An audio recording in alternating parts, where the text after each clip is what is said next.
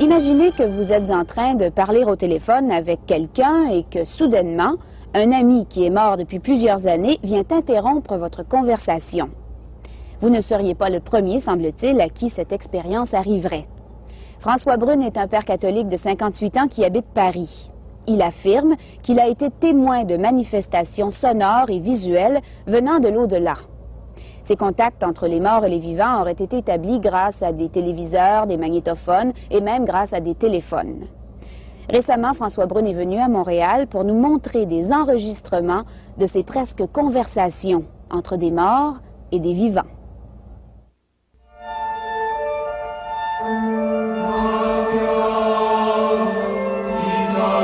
Communiquer avec les morts, c'est ce que tente de faire l'homme depuis toujours. Les médiums, les séances de spiritisme ont été jusqu'à maintenant les seuls moyens connus pour percer le mystère de la mort. L'au-delà, voilà une énigme qui suscite passion et fascination. François Brune, 58 ans, père sulpicien de France, affirme que les morts communiquent avec nous. Mais comment? Eh bien par le biais d'appareils téléphoniques, de magnétophones et même de téléviseurs. François Brune, prêtre catholique depuis 30 ans, croit fermement que les morts parlent parce qu'il était présent lorsque des voix de l'au-delà ont été enregistrées. Ce soir, vous entendrez des enregistrements de voix de personnes décédées. Et pour la première fois à la télévision nord-américaine, vous verrez des images de l'au-delà. Ces communications avec les morts sont-elles réelles?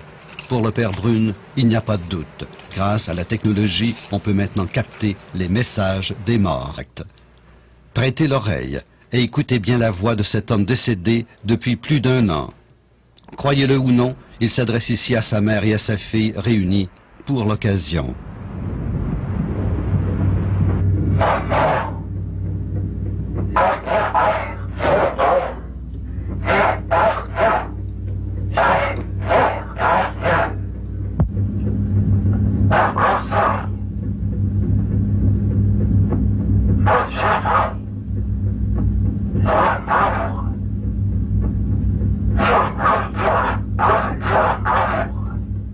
Il semble bien que les trépassés en réalité utilisent les longueurs d'onde qu'on leur fournit comme une sorte de matière première pour former leur propre voix.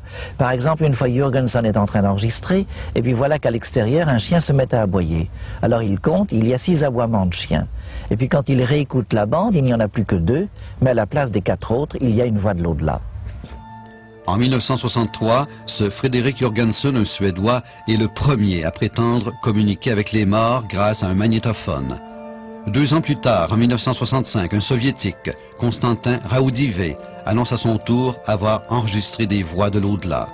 Selon le père Brune, non seulement Raudive a consacré sa vie à l'étude de ce phénomène, mais depuis sa mort il y a 15 ans, il communiquerait régulièrement de l'au-delà avec un couple de chercheurs du Luxembourg. Y avait-il des témoins? Oui, le père Brune était là, le 22 juin 87, pour entendre la voix de Raudive. Et c'est lui qui s'est adressé à nous en direct à travers le haut-parleur du poste de radio lorsque j'étais présent dans un petit laboratoire qui est à l'intérieur de leur appartement. Nous étions 4 dans la pièce, ce couple d'amis, un autre ami à eux, ingénieur, et puis moi-même. Et voilà que le texte est arrivé de façon parfaitement audible. Chers amis, quelle preuve!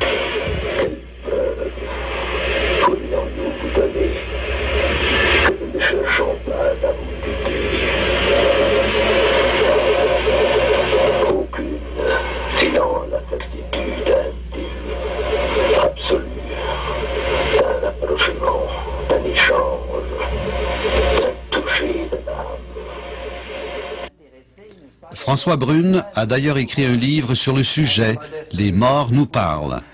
Vous êtes peut-être sceptique, mais lui est convaincu. Notre père catholique donne des conférences à travers le monde, voix et images à l'appui. Le 14 octobre dernier, il fait une conférence à Montréal. À cette occasion, le père Brune explique à son auditoire qu'il a même reçu à Luxembourg des communications avec ce que vous pourriez appeler un ange gardien. Par la transcommunication, nous ne recevons pas des messages seulement de trépassés. Il arrive que nous ayons aussi des messages d'êtres plus mystérieux pour nous.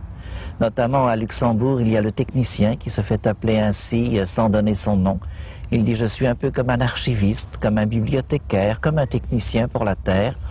Ou alors, une autre fois, il a dit « Je suis comme l'ange », il n'a pas prononcé le mot, qui accompagne les petits-enfants lorsqu'ils traversent un pont pour les protéger. Appelez-moi le technicien.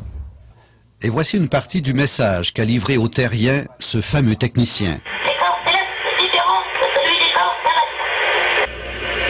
Il y a aussi des corps célestes et des corps terrestres. Mais l'éclat des corps célestes est différent de celui des corps terrestres. Outre l'éclat du soleil, outre l'éclat de la lune, outre l'éclat des étoiles. Et même une étoile diffère en éclat d'une autre étoile.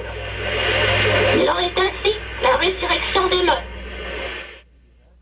On a aussi depuis déjà assez longtemps des communications de trépassés sur téléphone. Au début, c'était quelquefois au cours d'une conversation téléphonique déjà engagée, mais il y a un certain nombre de cas où ce sont eux qui font résonner la sonnerie du téléphone. Louis Bélanger est un parapsychologue québécois de renommée internationale. Il voulait à tout prix assister à cette conférence. Ce sujet le passionne. Au début des années 70, il se rend à Fribourg en Allemagne pour participer à des sessions d'enregistrement de Frédéric Jurgensen, le pionnier de la transcommunication, c'est-à-dire de la communication avec l'au-delà.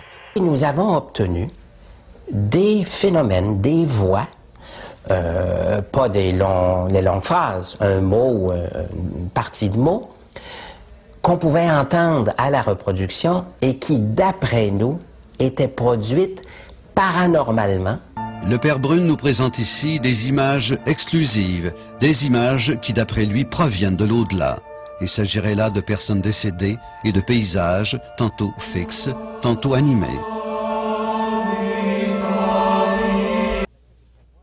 Ce qui est important, en effet, de savoir, c'est que dans les premiers plans, dans l'au-delà, on retrouve un monde qui est tout à fait le prolongement de celui-ci, très semblable encore, un peu amélioré déjà. Ils ont encore un corps glorieux, un corps spirituel, peu importe le terme que vous voudrez, et ils sont entourés chaque fois, à chaque instant, d'un monde qui, pour leur corps, est aussi consistant, résistant que ce monde-ci par rapport à notre corps. Il y a chaque fois harmonie entre les deux.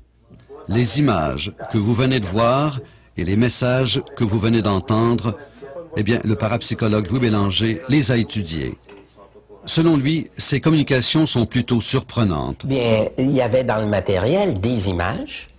Celles-là, je les avais pas connues lors de mes recherches en Europe. Et puis, du son, des dialogues très longs, des paragraphes entiers. Et ça m'a étonné, parce que nous n'obtenions que quelques mots, des bribes de mots. Et à ce moment-là, bien, ça m'intéresse au plus haut point de connaître les conditions techniques d'enregistrement de ces longs paragraphes avec un personnage, par exemple, comme Raudive. En 1970, Louis Bélanger travaille avec Constantin Raudive sur les phénomènes de transcommunication. Raudive meurt en 1974. Aujourd'hui, les communications avec Raudive en provenance de l'au-delà fascinent Louis Bélanger. Dans son matériel, le père Brune a même un enregistrement avec la voix et même l'image de Raudive simultanément. Cette communication en allemand aurait eu lieu le 3 décembre 1988, soit 14 ans après sa mort.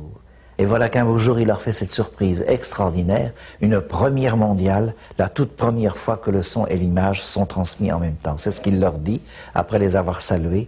Le moment que vous vivez est une heure historique, aussi bien de votre côté que du nôtre. Es ist das erste Mal, dass Bild und Ton gleichzeitig durchgesendet und empfangen werden. Ich habe mich entschlossen, sowohl einigen, die noch immer zweifeln, etwas beibringen zu wollen, ein Bild von mir selbst durchzugeben, so wie es mich zeigt hier, wo ich jetzt auf dieser Seite am Ufer des Flusses der Ewigkeit bin. Comment voir clair dans toute cette histoire et surtout qui est ce fameux père Brune? Un imposteur, un homme naïf victime d'une supercherie ou le témoin privilégié de la plus grande découverte du XXe siècle? Une chose est sûre, l'hypothèse de la télékinésie n'est pas valable pour ce qui est des longs messages verbaux. À vous de juger. Et pour l'instant, François Brune continue à répandre la bonne nouvelle à travers le monde. Selon lui, nous aurons d'ici quelques années des dialogues fréquents avec l'au-delà.